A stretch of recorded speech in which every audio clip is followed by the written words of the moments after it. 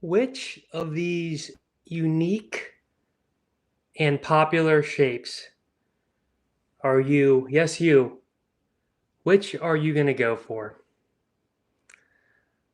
This is Travis. Welcome back to another Hero's Journey live stream. We are doing another surfboard comparison because the fans love it and I love it.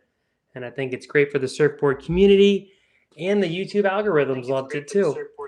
And there's me. I sound great. I look great because of the glorious ZV-1 filming me and the epic Zoom H6 audio interface slash microphone with this great guy right there. And you need one of these little wind protection slash, it's kind of like a pop filter as well. But back to business. I know you guys don't want to know too much about my behind the scenes shenanigans. But over here, we have the glorious, the one of a kind FIREWIRE SCI-FI 2.0. Yes, there it is. And what makes it crazy, and I know I got some hate in the last video because I wasn't aware this was already around for many, many years, the bat tail. Sorry guys, maybe I've seen it, maybe I haven't, but hadn't seen it recently. And you can, come, don't tase me, bro. And then we have the album TWINSMAN, the very hyped, very amazing twin fin with swallowtail. So a little mini swallow, and you only get 2 insertions to put your fins. So you're only getting those twin fins to ride in the TWINSMAN. So yes, it is a play on words for a reason. The sci-fi, let's just get right down to brass tacks here. So I guess the first thing we're going to talk about are the fins. The fins, if you can read this chicken scratch. And the fins and the fin setup you get with these. So, like I just said, the album TWINSMAN, you get the twin fins. And I'd recommend the Naked Viking Surf album fins. They're made of the glorious is my new favorite adjective, NVS G10 fiberglass material, which is quite heavy. I know, we're like, oh, we don't want it to be heavy. No, you do. Heavy fins are good. They keep you nice in that water, and they force you to put some oomph into it. Use your body, use your strength. And they're very upright and very stiff. You cannot do this at all. And they're amazing. I ride these in a bunch of boards, but they were pretty much made for the TWINSMAN. For the Slater Designs Tomo FIREWIRE Shred Stick, you're getting 5 fins set up here. You're getting a lot of options. So really you're getting a quad, which I'm riding right here. And I did get some footage today that I'm going to drop in a quick edit. Shout out Surfline. It isn't my crispy 7AS3 footage. Don't tell anyone I do my filming. But I did get some clips. You guys show me that I can show you that I can actually surf. And I have surfed this board a bunch. And it has proven to be very fun. We get the 5 fin setup, get the quad, you get the tri-fin. Let's see if I can pull this off without destroying the set. Oh, I did it. This could go here if you want it as a tri-fin setup.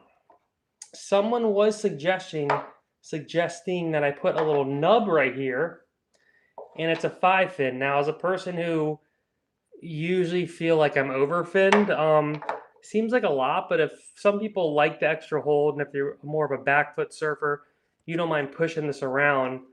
And again, you want the little nub here. And we have seen, I think Kevin Schultz was riding it like that at one point with the little nub right there. So you can go tri-fin with the KS Endorphin. These are size mediums. And these are a lot lighter of a material. I mean, compared to the NVS, this is like gold. And this is like, light as a feather. It's actually pretty unbelievable, the actual difference. This is some heft to it, and you pick up the endorphin fins right after, and you're like, oh, this is like, it's a feather. These have been going really fun as a quad. As a person who doesn't really ride quads, it's nice to lock in the quad, but you could do 3 fins, you could do 2+1. So you have a lot more options there. You know, but there's already so many choices in life. Sometimes it's nice to not give you as many choices. But so if the fin setup, I mean, just because you get more options with the SCI-FI, I mean, I'm probably going to have to give that to the SCI-FI. So I guess we'll do kind of like a winner loser. I mean, everyone's a winner here, but more options I think are always better than less options. Again, though, if you want the board to ride how it's supposed to ride, then sometimes shapers like Matt Parker decided to just put the twins in here, especially with twin fins. This is a public service announcement. Twin fin boxes are in a different area than quad or tri-fin boxes. So you can put twin fins in a regular board, but really these are in a certain spot that the twin fins would go doing. If you had, if this was a thruster, these would be a little higher up here, probably be here and here, or you know, right, not that crazy, but they'd be a few inches up, so there'd be room for the center fin. So in reality, even when you're riding a 2+1, it's not really mathematically correct of how twin fins should sit in the board. You know, I think certain boards like the G Skate, where they kind of are promoting the 2+1, and I think they even have fins for the G Skate. We can see that really quick. Then they might, you know, have, well, they're kind of just promoting the Almeric 2+1, I think. Oh no, they have fins for it. Yeah, they have the. Oh no, they're just promoting, yeah, just future regular fins for it. So even boards like the G Skate, where it's doesn't have just the 2 twin fin boxes, it's, you know, not going to be like the truest twin. Now, I don't mind the fins being further up anyway, because that means the board's actually going to be a little tighter. And when you have a 2+1, I find that it's naturally pretty loose anyway, because you're already going down in size a lot. So most twin fins are relatively loose because of the placement of the plugs and the twin fin concept. So really, it's like the ultimate twin fin is going to be a board with only two slots. But these days, there's like, it's a lot easier to market boards with more fin options, and it's not that crazy of a difference where you're not going to notice too much unless you're, you know, a professional surfer like me. And second, round 2, and by the way, this is my Ace Ventura get up with my wave pools are not a crime. And this is the scene when he's in the jungle driving the thing bouncing. He's like, from the consulate, right? So that's, if anyone got the reference there. Ace Ventura 2, I think, is like top 5 movies of all time. And next we're going to go to the, I was going to say tail, but let's actually go towards the nose first. So the nose of these boards. So the nose. Now you can pretty much look at them and kind of see the differences. The SCI-FI is like a pointy nose shortboard. There's no way around it. Even when you're paddling on it, I'm looking up and it's like, I'm so foreign now to pointy nose shortboards that when you paddle on it, you're just like, oh wow, that is a pointy nose shortboard. And it's just crazy because it's like, it stays pretty skinny the whole nose until it's a pretty skinny board in general. What he did do, though, to make it not ride like a pointy nose shortboard is they keep a lot of foam up here. I mean, today I actually had a couple waves where I just stood up here, and you're able to ride like the Revo Max style. Not as good, obviously, but you can stand here and here and just plane through water, and you're not going to just nosedive as you would on like a pointy nose potato chip surfboard. The TWINSMAN nose is a little fuller for sure. As you can see, it is wider, and it actually stays wider until it hits the point. It keeps a lot of the volume too, but what's funny is I feel like when you're up here on the TWINSMAN, it's not actually as grovelly and stable. Now that probably has to do with the fin setup as well. The more fins in the board, the more stable the board's going to be, generally speaking. So, unless it's a 7 to 8 foot long board, if you're up here and it's a twin fin, it's going to start getting a little skatey because there's nothing to keep the board held under. And the TWINSMAN actually gets pretty narrow once you get to the back. So a lot of the board is here and up. So it's kind of funny because you would think that when you stood up here and just surfed on it up here, it would do a little better. Just kind of plainy, but in my experience, it wants to be ridden more high performance, and it doesn't necessarily like when you're just kind of cruising. You can check out my TWINSMAN review, which maybe I'll go back and put those in the comment description down below. But the TWINSMAN wants to be ridden like a SCI-FI 2.0. It wants to be ridden pretty high performance. It wants to be ridden like the first couple clips Josh Kerr was just dominating peaks in Indo, I believe. But what I found is that because I kind of oversized mine, it's a 6 foot. It's pretty much my step-up board now. And as I ride more twins, for me, the twin fin that I like the most is one that's actually more of like a sweet potato or a bachata cado, or even the G-skate, where it actually gets more rounded here. And then the bottom can do the swallow. But up here, because this does keep somewhat of a pointy nose, when you're riding it, it doesn't feel like you're on this wide retro twin fin. It feels like you're on the Slater Designs SCI-FI 2.0. It actually feels a lot like it, to be honest. I mean, even what's really funny is, we'll kind of give a winner now with that. So, I mean, I guess the winner with the nose is, I personally always like when there's a fuller nose. So I guess just on looks when you're paddling, I mean, it's kind of like lame, but I might give it to the TWINSMAN because I do get somewhat triggered, I guess is the right word, when I'm on the pointy nose shortboard. Because whenever I get on a pointy nose shortboard now, it's just like, and you get on the board and it's just too wild. There's no stability up here. But this is a kind of a oxymoron or an outlier because it actually does have a lot of stability up here. So it's kind of tricks you into thinking it's going to be a super skinny Kelly Slater board, but it does keep a good amount of fullness up here. Now, again, this is kind of oversized too, so that's probably helping my surfing of that too. This is a 6.2. This is a 6.0. This is 38.9 liters. So it's actually a pretty gnarly beast.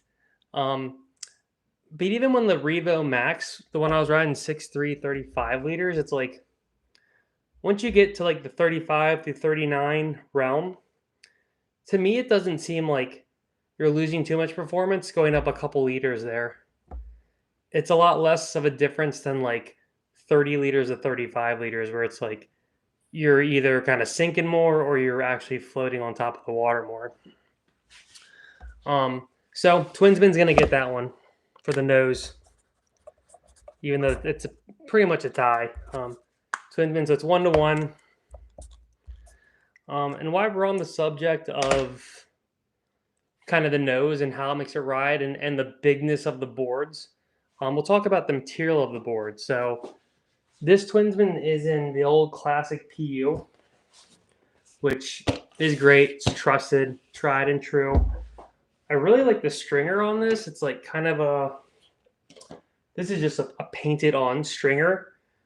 Because right here is the foam, I believe, right under there. You can see it, the highly condensed foam stringer, where this is an actual wood stringer. But if you kind of look closely, it's a darker colored stringer, because supposedly Matt Parker was kind of talking about how what the stringers are made out of actually has a lot to do with how the board's going to ride. You would think, oh, it's just one piece of flat wood down the middle. How could that make a difference? Well, I guess it does because, you know, you look on some boards, it might be kind of like lighter wood. I think this is a cherry something, maybe cherry oak or cherry wood, but he was just kind of saying how they have different properties and actually will create different flex patterns in the board based on what the stringer is made out of. And just the kind of the cool aesthetic of a darker stringer when I feel like we are in a world of pretty light stringers, especially growing up, most stringers were kind of like a lighter color. So that kind of creates just a cool aspect to the board. And the PU makes it even better for it being a step up because it's just going to do the thing where it actually goes through water a little better, even though I want to talk about this I-Bolic non-volcanic technology because the I-Bolics actually does do really good in like chop chunder. But PU is like classic, and especially when you have like a longboard in PU, it's gonna like feel really good because you're just gonna be like plowing through water like a boat. And that's what the TWINSMAN kind of does. It does a really good job of like plowing through the water. And I think that's why when you go pretty small on it, it actually does still do a good job in like kind of choppy stuff. But the fact that it's a twin fin does hinder it a bit because chop and stuff kind of doesn't mind a little extra fin to hold the board as it's getting bucked around.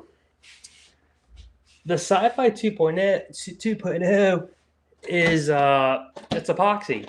So, but it is FIREWIRE epoxy, and I actually really like all their epoxy now. I mean, between the I-Bolic volcanic, the I-Bolic regular, and the helium, like I really like how they all ride, and I just love how light the boards are. For some reason, I think I like the I-Bolic volcanic more than the regular I-Bolic. I think that is because I'm not sure why that is. Why that is, to be honest. It could just be because the Revo Max is like the magic board, and this board is sick. But my style of surfing likes the Revo Max a little more. But the Revo Max definitely feels a little lighter. The feeling of the board is very nice. It has like a texture that's kind of unique. It's hard to describe. It almost feels like, I mean, the laminate is different. So when you feel the board when you're laying on, even putting pressure, this, you know, maybe it feels kind of like the helium, but the I-Bolic volcanic has like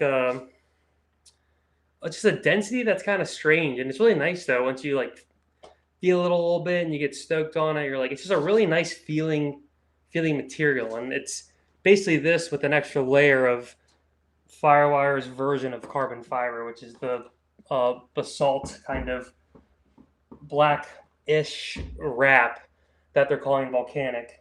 But in the I-Bolic, this new I-Bolic is essentially their old LFT, but now they have this foam stringer, which you can see right there, and that is going to go through the whole board. And I'm pretty sure that's where it actually is. That's not just paint. This black line is just painted over top of that. And then also the rails are the same thing where it's like a very compressed foam.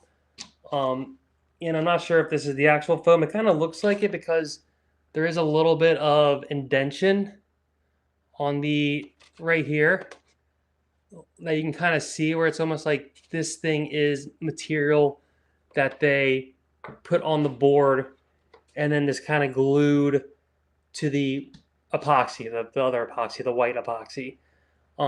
So it ends up being kind of like a skeleton for the foam, which is kind of nice. And I think it has a good effect on the board overall, acting like a wooden stringer, but having this kind of pop that seems a little more springy, and it's like a little more get up and go than the PU, which is, it's not as like lively and like throw it around as easily. So the material is kind of funny. Like, I might have to give it to the FireWire. Like I really do like all the um, epoxy stuff. Shout out one of the channel sponsors. Not really, but I would love if you guys chose to sponsor me. Um, the epoxy for me now at a point, it's like they all feel really nice. They're light. I think the only time maybe you would want the PU is when it's bigger, gnarlier, chunderier, and like kind of choppy. Pretty much when it gets bigger is when just having more hold is nice. But like they're getting to a point now where the newest epoxy is like the I-Bolics and the helium. They feel really nice. I think the I-Bolic rides better in waves like today, where it's really offshore and kind of big, and like you needed that extra oomph to get into the wave. And I think the material digs into the water a teeny bit better than the helium. And then I think the volcanic I-Bolic steps it up even another ante and acts even more a little stiff, but in a good way, if that makes sense. Because it's funny because it's rare that you want something stiff, but we kind of like stiff fins, or I do. And this is very light, but it's still very stiff. So sometimes when technology gets to a certain point, it's like you do solve the problems. And even a recent quote that I learned, I'm trying to solidify in the brain, is sometimes the problem is the solution. So sometimes the epoxy being so light, etc., and great, well, maybe it is a problem, or maybe it actually is the solution. I know it's a bit of a mind F-O-F-U-C-K, but so yeah, for the material, I'm actually gonna give it to FireWire.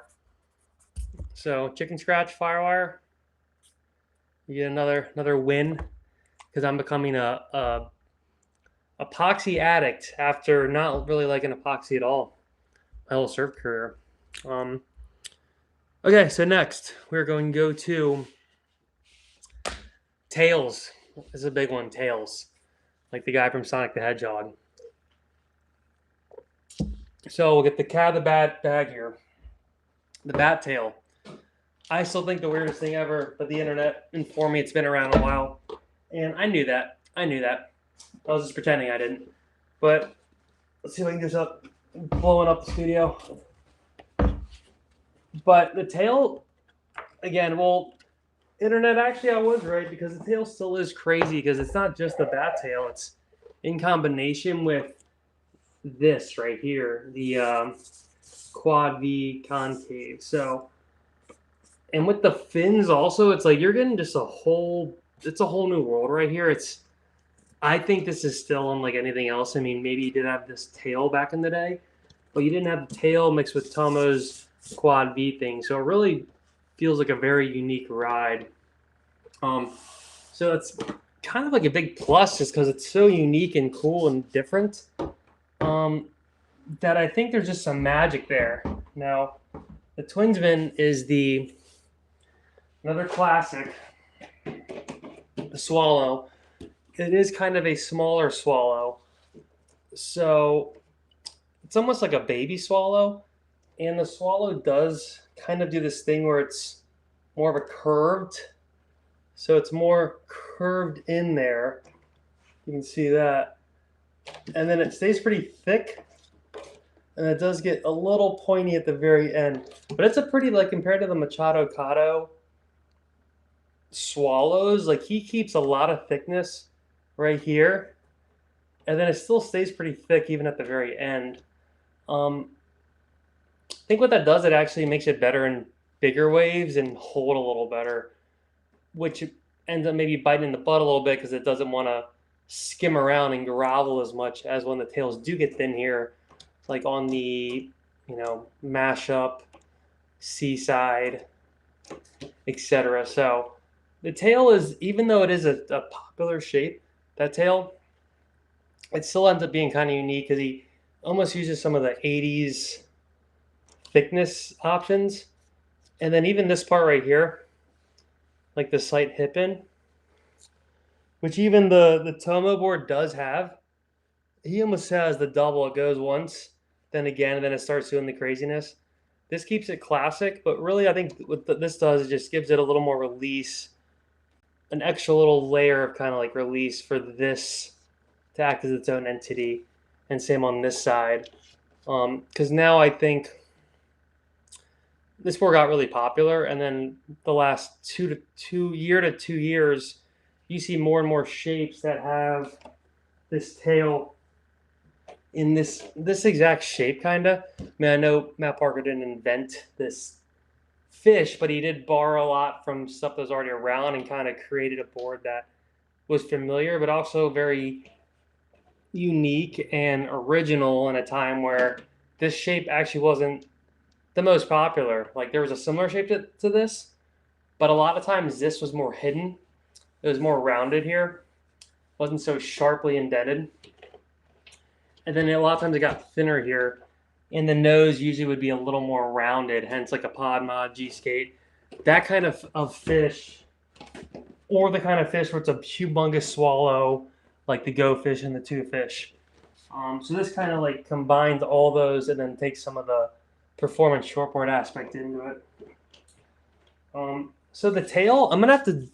I feel bad giving the FIREWIRE all the wins here, but just the uniqueness, like it's kind of, even if it's a gimmicky win, it's just such a cool, unique tail that I think does actually perform pretty great, even more because of the bottom contours. So FIREWIRE gets another win. So that's 3 for FIREWIRE, 1 for Twinny. Yeah, this is not looking good for you, Twinsman. So we'll do performance. How the board kind of performs in like average or even like kind of above average waves. They actually perform a lot more similar than you would think, especially because today when I was riding the SCI-FI, it felt a lot like the Twinsman. It has, excuse me, a good amount of hold as you're going down the line and kind of try not to catch a nose or catch an edge or get bucked off the line while maintaining speed, and there's some chop. The Twinsman does that really well. I mean, it probably does it better than the SCI-FI 2.0 just because of the PU and because of the little bit of extra boxiness. It's a good amount thicker, and it has more of a platform deck. The SCI-FI does kind of do that, but it's a lot more of a stereotypical round rail, and it's kind of like a normal shortboard shaped rail. So it rides pretty typical to other boards of this caliber. It almost kind of feels like you're riding like one of the JS shortboards, 0.0 shortboards, or like back in the day I had a pretty sick Simon Anderson, like one of those kind of classic shortboard shapes, but because it's not afraid to keep volume up here, it does it really well. When you go to turn though, here's where it gets kind of interesting, is I've noticed with the Twinsman and the fins, it's not like a twin fin. Like it's not like you just turn, you skate out. It holds very well. I mean, more than you would think. The SCI-FI does that as well because it has more fins, but it's funny how it's almost a little more predictable. Like everything going on below the second half of the board creates a board that's like predictable, which I actually really like. I'm trying to get better at appreciating boards where you don't really know what's going to happen, but I like knowing what I do is going to make the board go a certain way, etc. And this board for sure is kind of more of a back foot board because of all the stuff going on down there. It wants you to control the back of it. The Twinsman's a little more forgiving. You can serve it more up here, and because these fins do such a good job of like keeping the board held and sticking and not sliding around like a crazy twin fin, sometimes you're almost like, oh, I wish it would be a little more slidey. So kind of want to experiment again with other fins because it ends up being like that's what adds to its big waveness. You're like, wow, this thing is like really holding very well. You're almost surprised sometimes the amount of oomph you have to put into it. I'm sure if you went with a smaller option, it would do that a little easier, but then it wouldn't actually be like as good as on like the bigger waves, unless you just really want to have the extra skate. But again, we're all learning, and it's definitely know this. Don't get the TWINSMAN as like your groveling board. It's your good wave board. Like it's not a groveler. Like it can grovel, but it's not designed to like go surf fat slow waves. And that's what you kind of have to learn either the hard way. And I wasn't really getting it as that. I got it as a high performance twin fin. Where I messed up is I thought my mashup was going to be more grovelly, but there's actually a good amount of overlap between the mashup and the TWINSMAN. They're both really high performance. They both shred hard. They both need a little bit of wave, and once it gets super flat and not much going on, it's like not going to perform as good as a flat Machado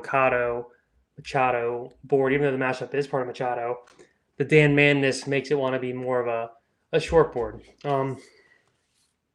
So performance, this is a tough one. I mean, I've ridden the TWINSMAN a good amount more. I really have liked the SCI-FI 2.0 though. The last couple of days, it is a little bit more predictable though. So it's kind of, and I feel like I'm almost hitting a plateau of sorts with it where it's doing everything great. I like it, but I feel like I'm not going as fast as I did and do on like the Revo Max or the mashup. I can't push the turns as hard as I can on the Revo Max. It's like a very just kind of classic ride mixed with the tail and stuff. And I'm sure if I tried maybe some other fin options, it would kind of create a different ride. Could be because of the quad fin as well set up. Makes it a little more of like a turny ride as opposed to a top to bottom pivot up and down. So I will let the TWINSMAN just etch it out a teeny bit here and give it the win just so I feel bad. So you're going to pity win TWINSMAN. But very close race. And I think it's because like if it was super big offshore, clean, it's always just super fun being on a natural twin fin. It's like something about the ease, the flow, knowing you're on this board with two fins. And it's just a very cool concept that translates pretty fun to a pretty fun session, usually as long as you have enough push. All right, now we're gonna go to price because price. This definitely is one where I gotta pay for these boards, and you know, buying boards sometimes sucks because it costs a lot of money. Let me know in the chat if you guys are liking this episode. If you can smash like, hit subscribe, appreciate it. If you are enjoying the content, if you feel like supporting, there are super chats as well now, where you can kind of like leave a super chat, which is a quick donation. But then when you ask for super chat, it should appear on the screen. I haven't gotten it since this one update, so it should though. So if you want to be famous and get on the screen, right there's your chance. There's also like a new donation button as well. So any support's appreciated to help keep the RGB Ulanzi light on and keep the surfboard rotation going. But price-wise, if you have like $1 billion, you can afford both. But if you don't have like $1 billion, the TWINSMAN is actually a good bit more. I mean, even on their site right now, the PU TWINSMAN with no, I'm seeing one here for 5.8, a 5.8 950. Which I don't know. I guess there's nothing wrong with it. That's the cheapest one I've seen so far. There's a 5.8 TWINSMAN for $950 that is interesting. That's the cheapest I've ever seen, and it's there. But usually the TWINSMANs are $1,200. When they have a little bit of paint or resin tint, like this one does have, it's hard to see, but it has like kind of a green-esque resin tint with the rails. They can get as much as $1,400, $1,295 to $1,400, and then if you up the ante to carbon fiber, it's $1,400 to $1,450, which you're starting to really get crazy there. But the carbon fiber, like the dark arts version of the TWINSMAN, is like that is a really sick board. And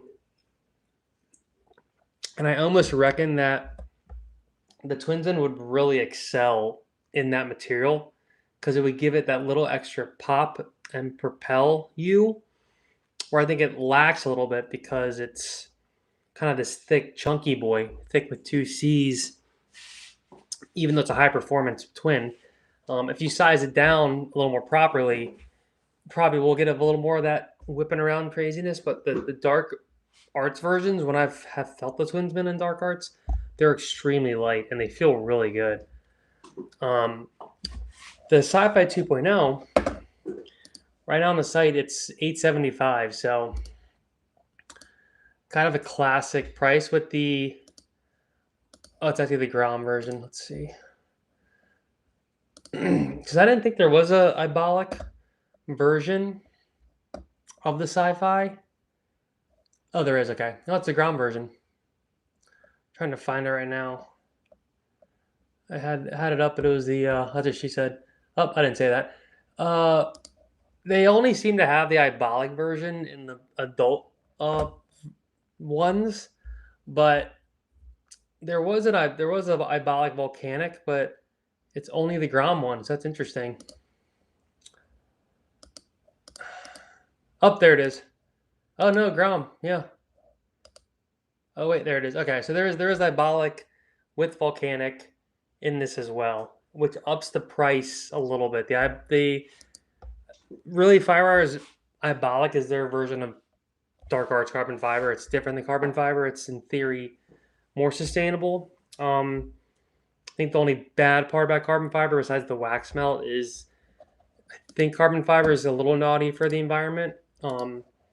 Whereas FIREWIRE's goal with the basalt volcanic is like it's more of a naturally occurring rock that we have in abundance. So, and I think it just goes back into the earth and turns into like a Pokemon or something. Who knows? But it's not as like landfilly, nar, bad, naughty poison.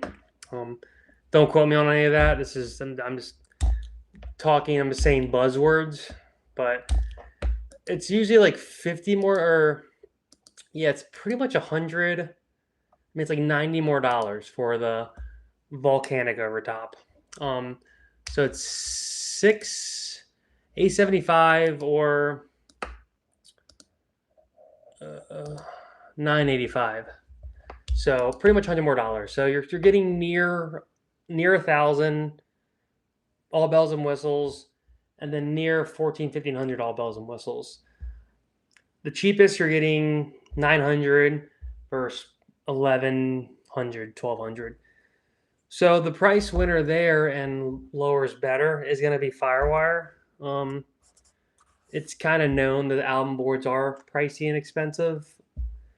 They are a little more of a hand finished touch to them. Everyone's very unique. FIREWIRE is a little bit more of a Apple experience where it's going to be like a great quality, awesome product, but it is, they're all what they are.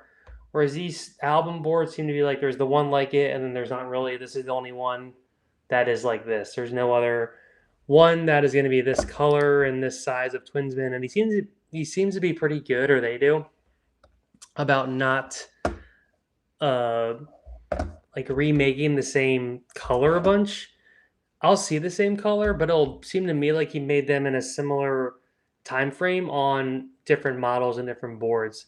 I still have never seen a TWINSMAN with this color. I have seen though the mid-length board. What's it called? It's the mid-length twin. Can't remember, but it's more of a mid-length twin, and it had the same color, so it was kind of cool. I mean, maybe they even have the paints, and they use one paint in a session. It just popped in my head. That's probably what they do, and then the next session they grab different paints and use it on the boards that they are glassing or painting that day. He does usually work with glassing companies around town, like Lights Out Glassing, which you can check out. They're in Oceanside. I think another one is, I think it's called, what's it called? Waterman's Guild. So there's a few people that he works with, that Album and Matt Parker work with, that do the glassing and the other things like that. So it's kind of cool. There's like a little bit of a collaboration there, and you're getting like kind of a little bit more of a one-time dilly. Random one I just had in my head is resale. So if you try to resell these, and actually these both do really good reselling. FIREWIRE seem to have a little bit of an issue with their older models getting a little discolored kind of weirdly. I do have a Seaside and Beyond that has gotten kind of a little bit red in certain spots, but it had fin box replacements. It had some stuff leaking in and out. So I think it's kind of, it's just a color. It's some kind of exposure to some kind of resin being used that turns a color. It's not really like, I think it's just, what's the word? Nothing that is messing up. It's just like the color turns kind of red, almost like a dye would turn red if, or a bucket of water would turn red. If you drop the drop of red water into a bucket, it would turn the whole water red, kind of like that. It's some kind of, they were talking about it in some kind of resin that made it more colored when it did get waterlogged. Typical PU boards, don't really do that as much. But the resale of the albums are usually really good, actually, because they're so much to buy at first. And as long as you don't like mega destroy it, they actually hold up pretty well. This one's actually held up extremely well in terms of when I take the wax off, there isn't too many pressure dings. And Matt Parker convinced me that pressure dings aren't the worst thing in the world. It means the board has flex. It has some like push to it. What I notice on like a torque board, because it's so strong and no flex, you don't get pressure dings or as many. Or you might get like one giant one, like a really big, just one singular push in. You won't get as many like teeny like golf balls or something like that. But we all remember back in the day when you'd have boards, you take the wax off, and it would just be like golf ball city. Even though that's cosmetic, that's the word. Even though that's like a cosmetic thing, like, oh, that looks like it sucks now. It's actually not that bad. It means the board had flex, it had push, and it could still have life left in it. A lot of pros will get the lightest glassing, so they will have the golf ball stuff going on. The lighter the glassing, the more high performance you can ride the board. So the resale value, I'm probably going to give like a tie, like a legit tie, because I think these actually both resale perfectly the same. Like you can resell a FIREWIRE for pretty good because it's going to like last pretty well because of the material. It's not going to get too beat up. What I've noticed is sometimes you get like tiny little, you're not able to see this at all. You'll get tiny little, like, you can't see that. There's like, it's almost like a stress fracture or something just on the surface. And like I still haven't actually dinged any of the newer FIREWIREs like in the water hitting something. One time I pushed a fin through one. Another time I see these tiny little like push things. The only thing I got my mash up is when I pushed the fin through trying to take the fin out. And all the rest were like tiny little just like surface cracks that I don't think really, it's almost like a tiny spider crack that doesn't really do anything. So We're going to tie. We're going to tie with the resale value because they both hold up well as long as you take care of them a little bit. All right, let's see the chat. Oh, we got Migsy. Minje. We got Migsy in the chat. Stoked, bro. Thank you for hopping in. Glad you made it. He says, "Good day, legend." Oh, he's saying something. FIREWIRE. He's got an issue. All right, well, keep it PG. He's saying issues with FIREWIRE. It was made in Thailand, where the boards are made next to the smash repair shop for cars, and the anti-rust paint got through the air duct somehow. Wow, really? That is a interesting conspiracy theory that I believe now. Never heard that in my life. But that makes a ton of sense. They've painted on top of that with white paint, and after a while, it gets throughout the glassing with the heat. Really? Huh. That is crazy. Are you like sure about that? You sure about that? Like a meme or something now? That makes tons of sense because on my LFT C7 and Beyond, it looks kind of like rusty car paint, like you're saying. That is super interesting. Really cool. Because I don't know if you heard before, but I've heard recently that's also something to do with the resin they use. I mean, maybe it's like that combined with the certain resin. Because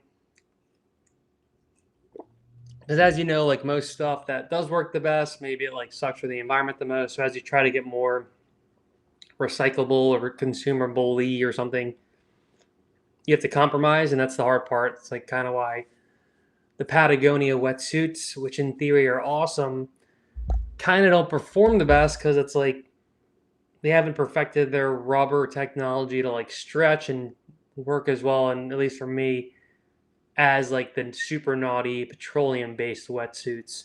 So we'll eventually get there, but there's going to be growing pains when you're kind of designing any new product that you're trying to like not destroy the earth as much. There's going to be some sacrifice in like their performance. Migsy says, if you got the receipt, they give you a 2 years warranty and fully replace it free of cost. I got replaced mashup and dominator. Okay. Yeah, because I do have, well, what if the board's a little beat up besides that? I mean, maybe I feel bad because, I mean, they've been pretty great to me lately, and I kind of don't want to, like, try to take advantage of them. Because I have a CSAM Beyond, it's like, might just be now 2 years old. I got to double check. I think it's, oh my God, it's already December. Holy crap. Yeah, it's just reaching 2 years old. No, for me, it really doesn't mess with the performance at all. I broke both fin boxes out. They were replaced. I actually just de-waxed it. I'm ready to kind of sell it. It's a 7 foot. If everyone's in San Diego and you want that's not where I'm at. No, never mind. I didn't say that. But if you're around the Southern California area and you want a pretty sick 7.0 CSAM Beyond, ping me.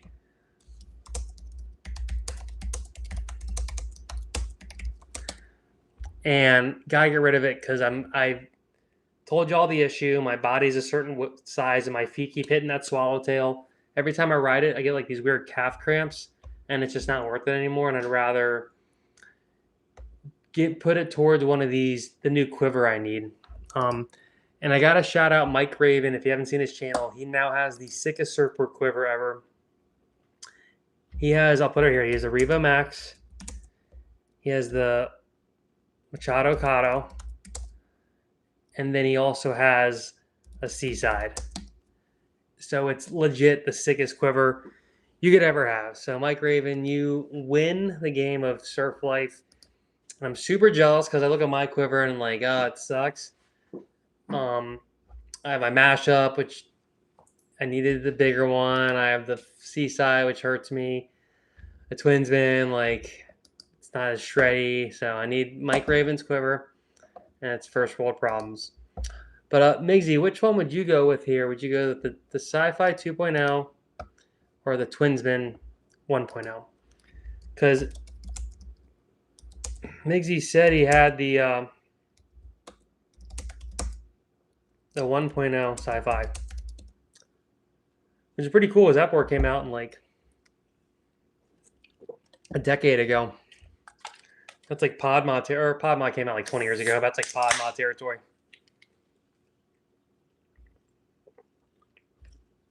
Now as we're waiting, so we're like 4-2 or 4-1 in a tie. The Sci-Fi 2.0 is winning. The poor TWINSMAN is having trouble here. But it's funny. The TWINSMAN almost like has like hit or miss days, in my opinion. It's not. That's what it's kind of like. It's not as of an easy rider as a lot of these FIREWIRE shapes as of late, which does keep it interesting. It does keep it kind of fun and on your toes. But I think a lot of people do buy it thinking it's going to be like an RNF or a pod mod, where it's actually more like probably more like a Dominator 2.0 mixed with one of those, like pretty much like a mashup, but thicker with 2 C's.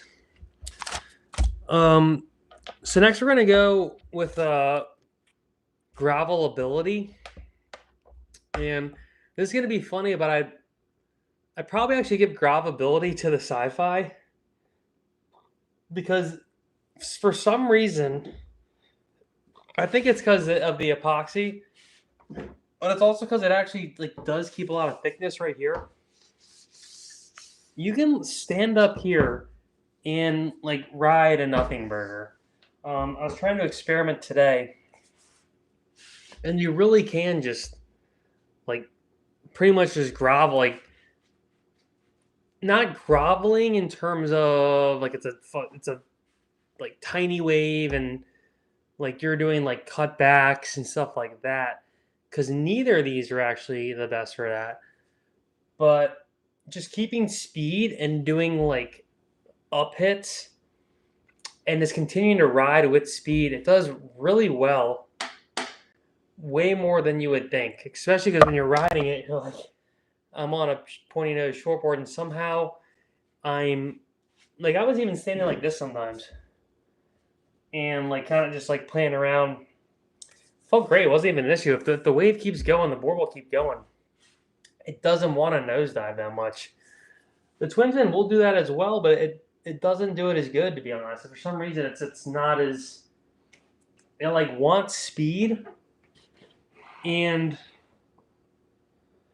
it wants some wave. It doesn't want like a small wave, even if it's a glassy wave that is going. It like wants a little something, and it might even be because of the thickness of the rail that doesn't, it gradually goes up, but then once you get like here, I'm gonna hide, focus on the board, I won't do it. The ZV1 never leaves your face. It's addicted to your face. There's a product showcase mode where I could actually put it on the board, but then you can't focus on your face as much. But really it gets like rounded right here, but then it goes up and you're on a platform like the Precious by Paizel. And I think what the platform ends up doing is it makes it not as good as groveling, because it's like kind of more, I think the better groveling boards are actually going to be flatter up here, which just is pretty flat.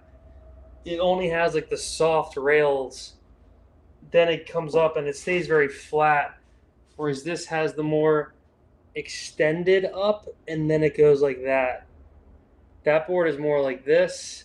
This board is more like that, almost like a straighter edge,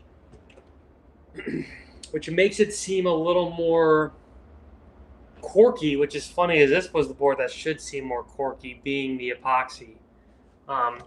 So it's interesting how I would actually give it, give the groveling, I would give it to the Sci-Fi 2.0. Again, I wouldn't prefer to have these in either like of a super grovelly condition, but I was surprised, definitely. I was surprised.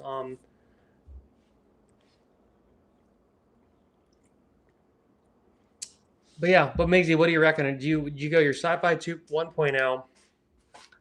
Um, or do you go TWINSMAN? We're gonna wait and see. But I don't know if anyone else has any recommendations for fins as well for this, because the Kelly Endorphin fins actually like aren't that old. They're pretty new. They came out this year at some point. What's cool too is he has his circle. If you remember, this was the circle he had on his like old. I think they're called the Kelly 2.1s, which I never actually liked for some reason. They were very wider and not as raky or refined or upright. They kind of looked like a G5 or M5, but they're almost kind of wider.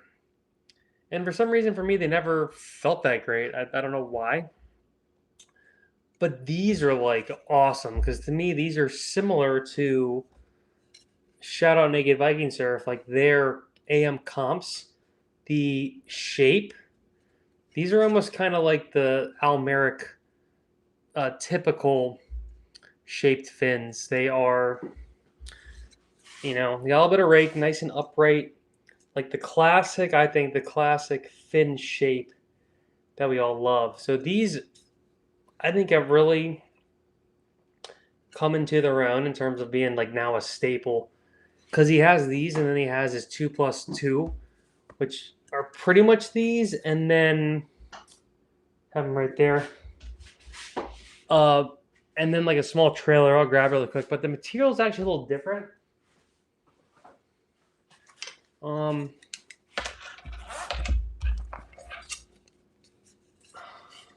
No, it's the same. Well, it's actually not fully the same. It has. I'm gonna make sure the cameras are not gonna blow up. Oh, we're good. Very good. So it's actually not the same. It has like a little bit extra. I would maybe call it normal material right here. Then it has like this like see-through. These are the KS twins. These are the KS indoor fins. But these almost look more like his old K2.1 fin or whatever he had, which is funny. This is a twin fin. But I think there's some kind of like air pocket material in these or something. Let's see what it says.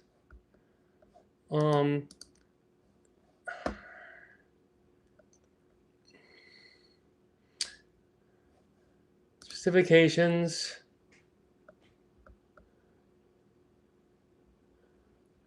Oh, they're not giving us a material, but they're the lightest fins I've ever held for sure.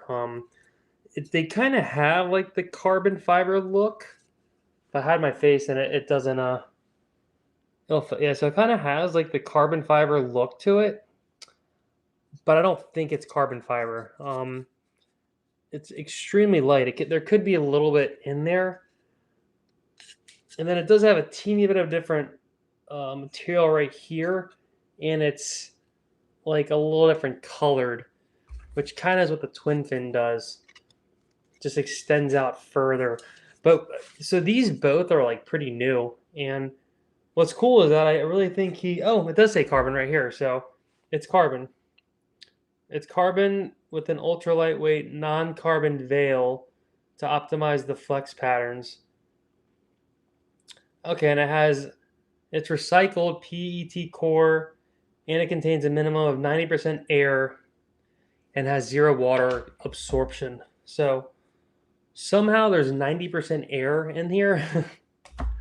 I mean, they feel like it.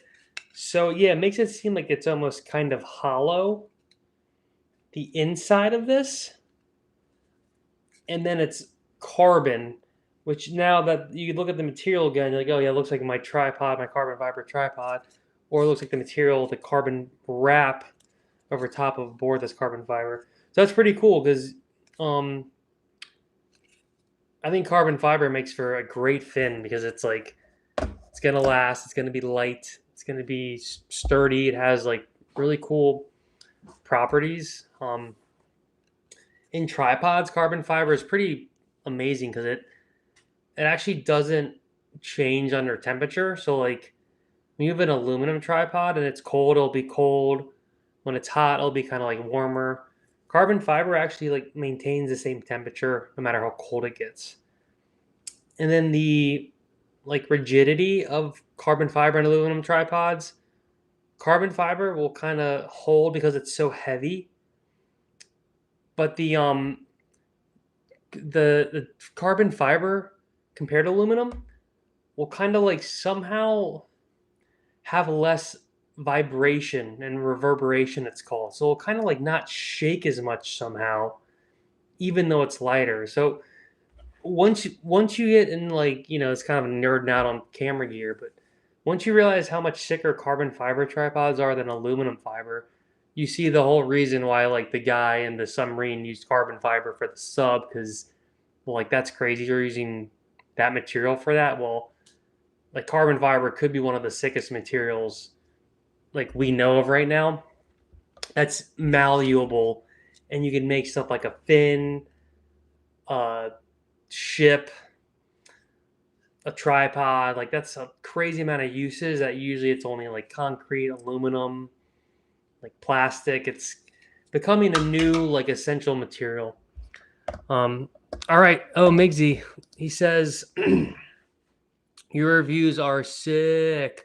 Travis, honored to be on the chat. Well, thank you, brother. We're honored to have you. Oh wow, we're getting a full email.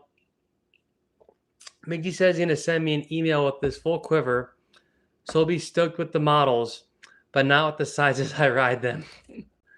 Dude, this is a 6'2 SCI-FI and a 6'0 TWINSMAN. Trust me, like whatever sizes you have, I don't care. Like all my boards are huge.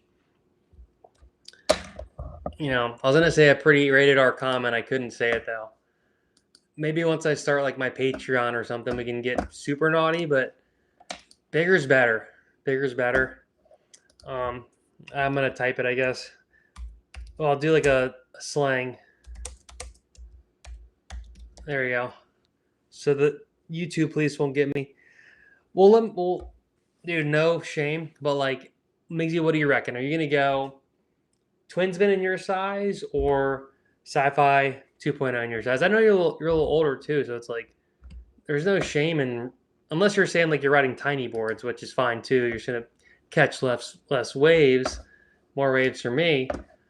But yeah, I get stoked when people tell me they're riding like big boards, because I think we all have been kind of. All right, and we've reached the hour mark.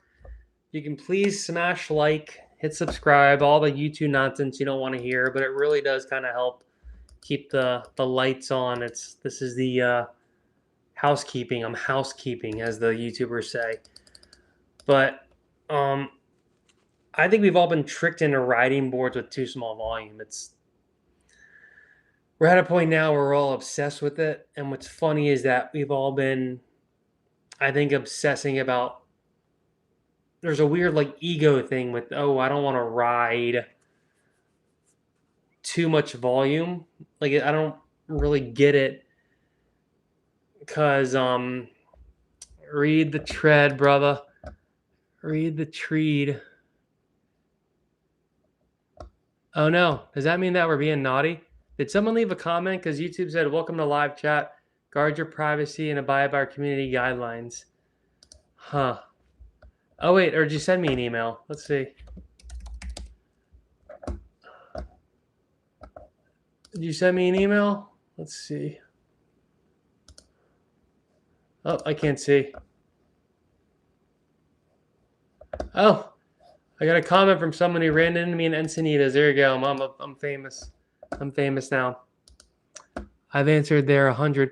Migsy. Oh, okay. Oh, dude, that wasn't there a second ago. Thank you. Thank you very much. Thank you. Sorry about that. That's our English-Australian language barrier. That wasn't there a second ago. That just popped up. Okay, so Migsy says he's got a Tomo fish, secondhand, and looks like a pink beluga. Okay, sweet. So that must have really had the. Was that PU or is that already FIREWIRE material? He said for his size and weight, TWINSMAN could be better, but I do like the FIREWIREs. Are way tougher. especially with COVID surfers cutting you off.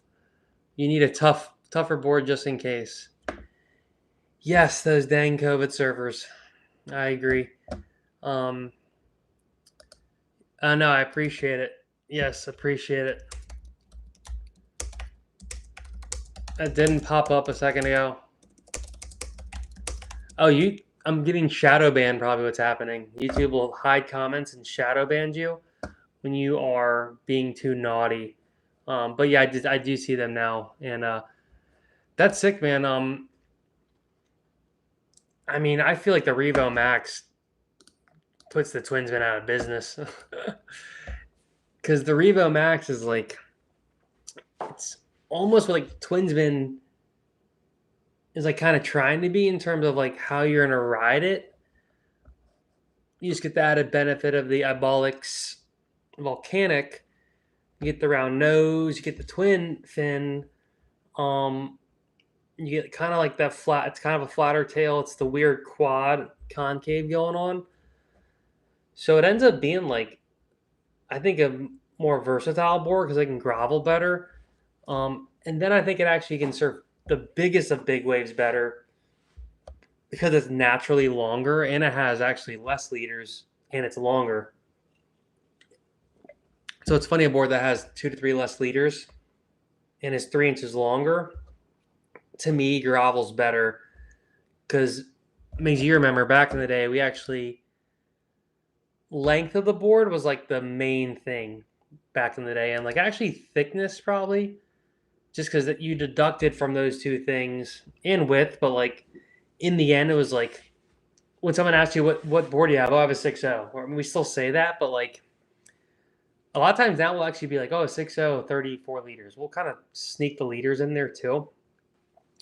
But 15 years ago, it was way more important the length of the board because usually the length boards were a lot less different in like their total design. So the length would usually mean it was wider and thicker. Because a lot of us were riding very similar shortboard shapes if you were just a short board surfer. So those are the good old days when it was a lot easier. And then like usually it'd be the kind of board then would start to change like a lot. It'd be a shortboard would be 6.0, 18 and a half, and 2 3/8. And then a fish would be, 5.9, 21 and 7/8, and 2 3/4. Like it'd be so different where it'd be pretty obvious. Maisie says, oh damn, we're getting a Revo Max highlight. Tomorrow I'll ride the Revo Max with different fins. Surfed it a second time and almost blew up my ACL. Oh no. Hope you're okay. So, dang. So, what fins did you use? Did you have the Tomo keels, the ones? Yes, size was the go, Master Travis. Thank you. I feel like Mace Windu or something.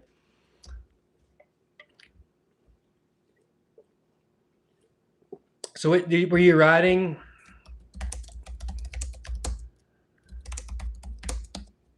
And then that's what happened. Because that sucks, man. I mean, sorry that happened, and I'm glad you're okay, or hope you're okay. I kind of have a funny side story. So a similar where I almost really hurt myself. Luckily I didn't. So I surfed a pretty famous spot where naked people hang out, and it was this weekend. And like now it's kind of in the time to start to wearing booties or not where I'm at. So I've been wearing booties actually. And once I start wearing booties, I don't like to go back and forth because I get used to them. But the day was really nice out, and it was like kind of like going off. It was like 4 to 6 and really good. And my booties were kind of messing with me. And I was on the SCI-FI 2.0 for like the second or there's a third session maybe. It was the second. It was still really early. It was definitely the first time I was surfing like pumping waves, and the booties were just being kind of weird. So I actually went and took the booties off, paddle back out, and then like right away I stand up and like my front foot just slips, and I almost do the splits, and like almost seriously injure my groin. Like it was a stand up slip. like groin split, get off the board. I'm like, oh, dude, that really hurt. And then like a couple minutes later, I was like, oh, I might have to put the booties back on. Like, this is kind of a game changer because it didn't have much wax on it, etc. And then this sick A-frame came. This was like about to be like the wave of the month, and it's coming. I'm turning around. I'm getting ready to paddle, and I legit was like, dude, I'm gonna slip and like really hurt myself. So I didn't even take the wave because I was so scared. It was like a critical top to bottom, 6.5 foot like dumpy barrel that was like you had to be on it. And I started paddling. It was like such a like I am a kook. I just kooked it so hard. I literally like pulled back, like oh like my leash, pretending my leash was wrapped. Like oh no guys, look my leash. I'm not a PU SSY. It's my leash. And then like right away, like went in, put the booties back on, paddle back out, and like all was well again. But even like the taking the booties off, and, like putting on sandy wet booties again. There was like this whole thing, and it was like crowded, and there was tons of these COVID surfers. I didn't know who was good and bad, and it was funny after what should have been like a sick, amazing, sunny barrel fest. I was like kind of upset because it was like a hard session. It was like tricky. I almost pulled my groin. The people were like kind of being crazy, so it was like just what goes to show that sometimes when the waves are firing, it doesn't mean you might have the best time. Sometimes your best sessions could be when it's knee high. It doesn't. You need to decide if you're going to have a great session and like try not to let the people and the stuff and like determine your fun because like there's always going to be something that happens that's going to like get you a little peeved and just trying to be like, all right, this is like surfing, this is fun. Like, and I usually am not aggro at all on any of that. And I was just kind of mad at myself. Like then I was like, damn, I rigmarole and I should just like shredded, not made any of those weird. I never take booties off mid session. It was like the first time in my whole life.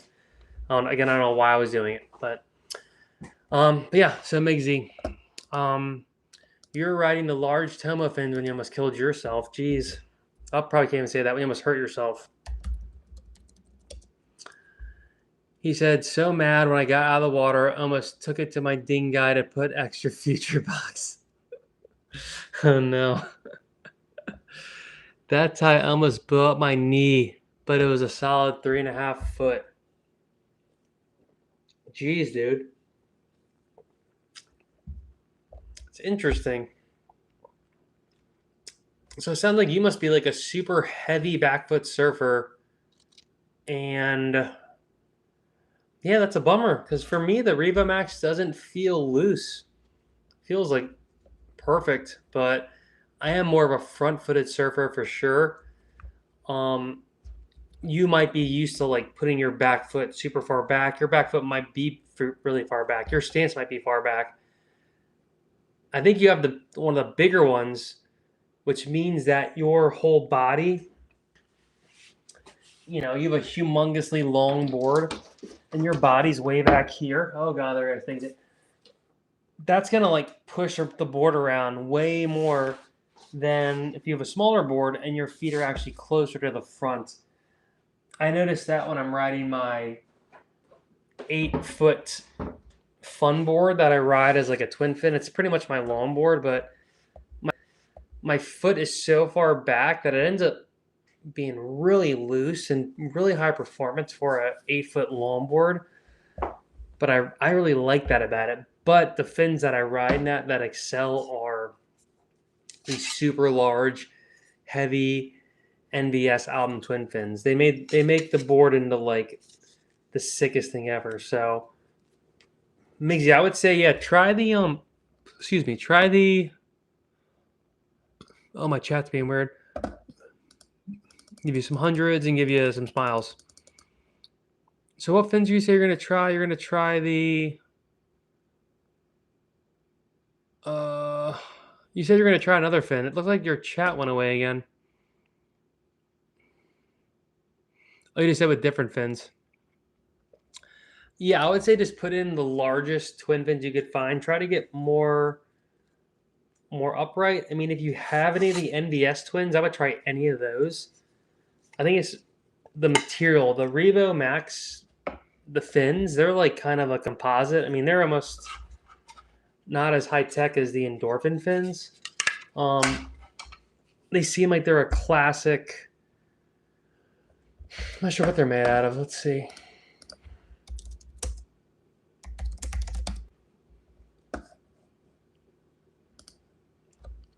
I mean, they might be kind of fiberglassy, but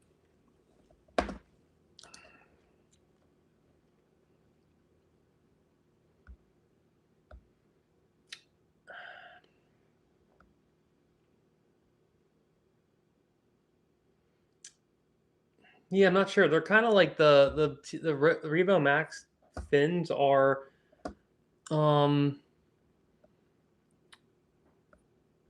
To me, they seem like they're the normal kind of future material that's on like their stock future fin models. Like I think it's great, but it does get dinged a little easier.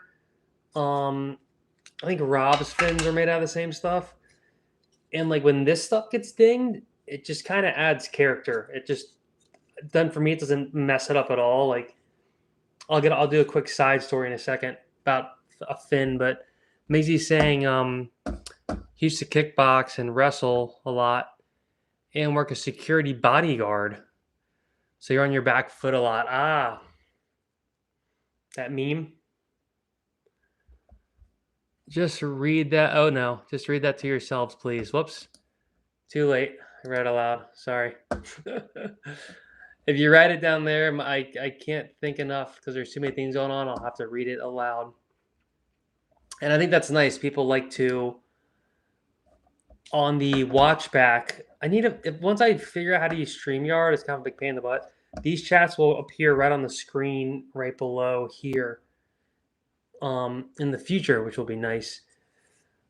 But funny side fin story. So I was surfing a somewhat secret spot and kind of cool, but one of the co-owners of Naked Viking Surf paddled out, and so we have to talk a little bit. And so there's two main guys who created it, and it was funny because I had my 8-foot Varga board and I flipped the board over and I showed him I was riding these in it, but they're another pair of these. They're actually FCS1 templates, which is hilarious.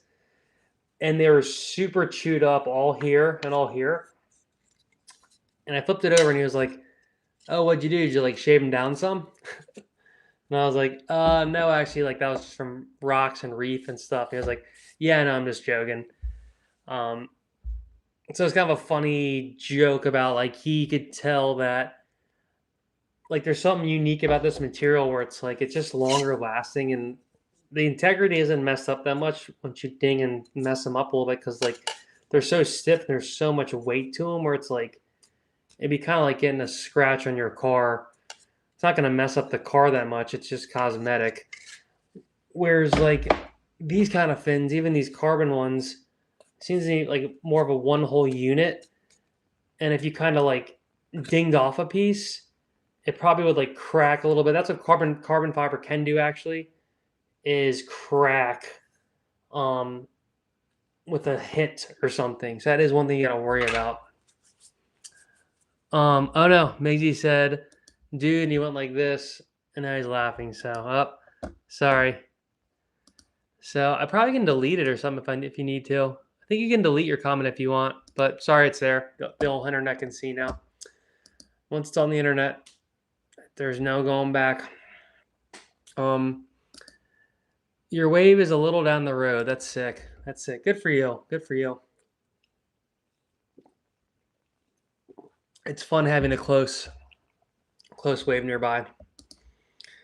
But yeah, guys, in other news, so the SCI-FI 2.0 is actually going to be leaving my possession very soon.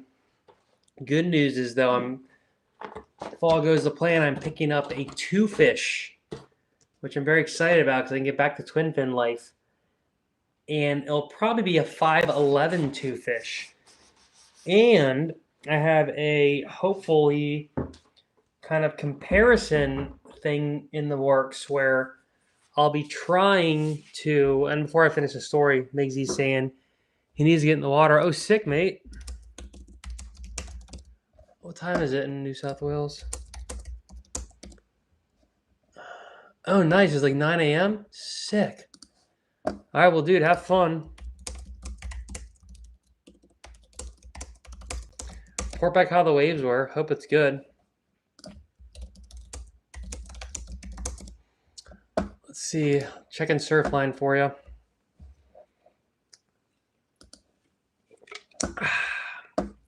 Ooh, you guys got a little something. There's definitely some swell. Oh yeah, there's swell. See, the east coast of Australia is pretty much like California. There's heaps of sick surf all up and down the east coast. So, yep. Yeah, I saw that. Oh, you're welcome.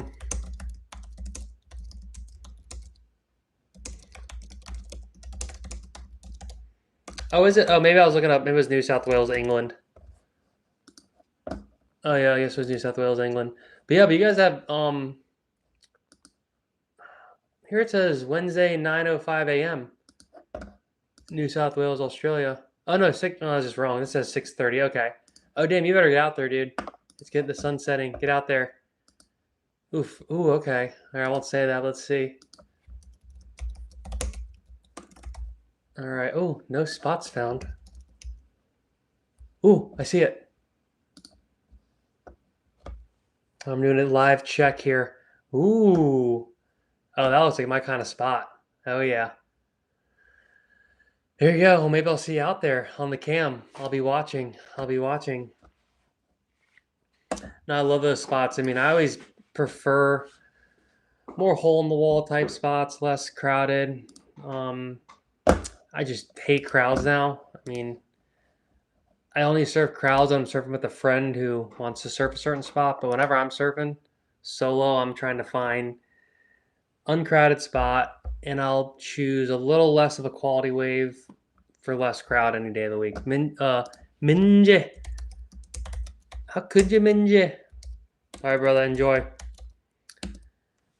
Funny other side note, so the Minji episode of South Park supposedly is Matt Stone and Trey Parker's least favorite episode, which is hard to believe because it's like so hilarious. But I did some online research after the one live stream we had, and we were having fun talking about Minji. And yeah, I guess they just didn't like it, and I think they thought it was so outlandish because it was kind of very British humor that for some reason they didn't think it was going to land, but it ended up being like such a super great episode. And the other episode that I misconstrued as the same episode is the Jennifer Lopez episode with Cartman doing the Jennifer Lopez hand puppet, which I do think they do like that episode because there's no way that anyone can dislike that episode because it is freaking hilarious.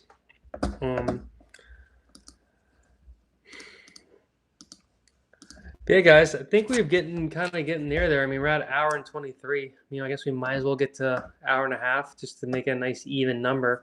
But if anyone else has any questions or which one you would choose, let me know.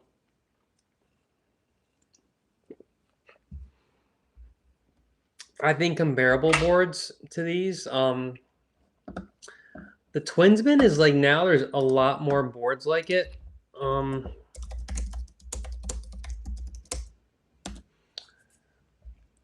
And even like when you look at boards that are going to be like a TWINSMAN, a lot of people go ahead and compare it to like this guy was saying like the Seaside or like just boards that are nothing. They're nothing like it.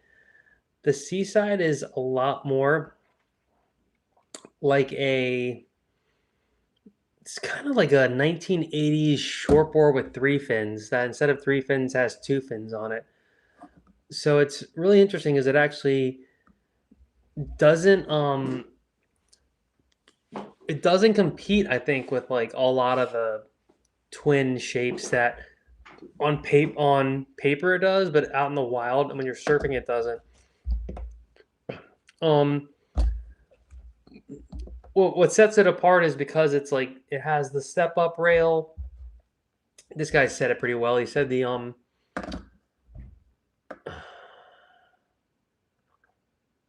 Yeah, it's yeah, the Mark Richards performance twins of the 1980s. That's more like it. So Mark Richards, this is more, yeah. So it's kind of like the 1980s retro pro. There it is. So you go to the internet, type in Mark Richards retro pro. You'll see like pretty much a Twinsman, where he keeps the nose thinner, not pod mod type, and it's kind of meant to be like a thruster 1980s placement. And I don't think they had started really squashing and compressing the board yet. They still wanted the boards long, um, just because that was kind of like the name of the game. So there's not many like super new boards super like it, because a lot of the people that do kind of mimic it um, make the nose a good amount wider. Like I'm typing in Lost surfboards. Let's see. Like the Evil Twin. Like, okay, so like there are like the Evil Twin by Lost is another good example of, it's actually from here up very similar. The Evil Twin actually has an indention and then a round pintail, but and then it has a like a Bonzer center box, not a Bonzer, but a center box. Uh, but what keep it, the whole theory is like keeping the nose more like this is gonna combine the twin fin with the high performance. Now, even twin fins back in the day, I think, were more not necessarily groveling boards. They were like kind of for pumping Lennox head, like in the Revo Max Tomo video, but even like probably not the most hollow super bank, but like big, long, fast waves is where they really go well. Um, and even the Evil Twin is saying it's MR inspired flat deck. I think that's the proper name for this deck, that it gets very, right there is very flat. It ends up, you can see it kind of right there. There we go. Like it really indentions right there. You can see it on the bottom of the screen, how it goes like crazy up and makes a flat deck, like you're on the deck of a ship. Um, which definitely went away for a while once they started making the rails and the board thinner and flatter, and they kind of stayed with that, and that's what the sci-fi is more like. It's not as pronounced. It rolls more to the rail. So, in the end, for me, it's like I don't actually know if I really do like the flat deck. It ends up kind of being more of a boaty experience, um, which is nice because you're kind of raised and it does give you like a good amount of hold and stability. But what the Revo Max is really sick at is like it keeps that hold and stability, but it kind of goes this route where it's super thin and like flat, and the rails are like, I don't know if soft's the right word, but they don't want to like go down like that. They want to just like curve really naturally. Feels really really good in hand. Just the flat deck, like all on the top, is really nice. And when I see a board now that has like the flat tail, I'm interested to get to see the two fish in person and really start to look at it more. I've only ridden it once. We're at a 5.7. I do have some footage, so I'll be able to mix that in. But um, all the rod boards, when they get nice and flat at the bottom, like for me, my surfing really likes it because it's glides and planes nicely and really well. So, all right, y'all. Well, we're getting to the final minute here because my voice is out. If anyone else has any questions, please drop them below. Appreciate everyone for tuning in per usual. We have some stuff in the big things coming as the new meme. It's the big things coming meme. big things coming. But in seriousness, I have the 2 fish coming I'm excited about, and we're going to do, I think I've trailed off mid-sentence, like fin comparisons of the Tomo Revo Max versus the Endorphin Twins versus Rob's Twins for the 2 fish. So hope we get a bunch of film time on there, and it's a little easier for me to film boards like that, especially at the spots that I like filming at, because it's a little less weird to be filming at these secret spots that I know that the waves are actually naturally softer. So I'm excited about kind of doing the fin comparison in the board and see if like the Rob fins are the best. And someone growing up who didn't care about fins as much or just rode the same fins and everything, it's fun to actually get a little more creative with the fin types and try different stuff. So really excited about that. Still working on a sweet potato review, which has been collecting dust. I do need to get that done because I got some really sick footage on that. And it is an oversized sweet potato, a 510, 45 liters, which I still want to lock in the quiver because that's an awesome board. But all good things must come to an end. All right, guys, thanks everyone for tuning in to another Hero's Journey live stream. Appreciate it. And the winner, I guess we never went through this, is the FIREWIRE board. Did receive more votes. It was, 4-2 on a tie, so could have went either way. I think these are both really sick boards, and you really can't go wrong with either. Probably depends on what you want out of a board. If you want a dedicated twin fin that has more of the 1980s retro feel, or if you want kind of like this new super high performance Kelly board that has all the new bells and whistles of Tomo's stuff. Very different, but also more similarities and ride a lot more similar than you would think looking at them. But that about wraps it up. We out of here. Till next time. Peace.